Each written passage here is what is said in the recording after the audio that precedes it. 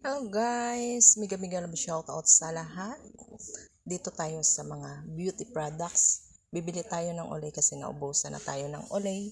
Tingnan natin ang presyo kung umakyat siya o hindi.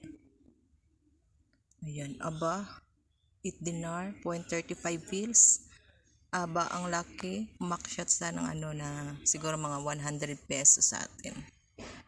Pero ang mahal talaga no, 8KD, nasa na siya. Sobra 1,000. Pero okay lang basta gumanda tayo guys. Ano naman to, mga 2 months naman natin nagamit to. Kaya kuha tayo isa.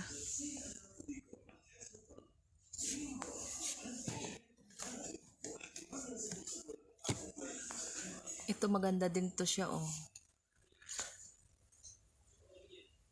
Mura-mura siya konti. Pero ito, itong gusto ko kasi siya, moisturize.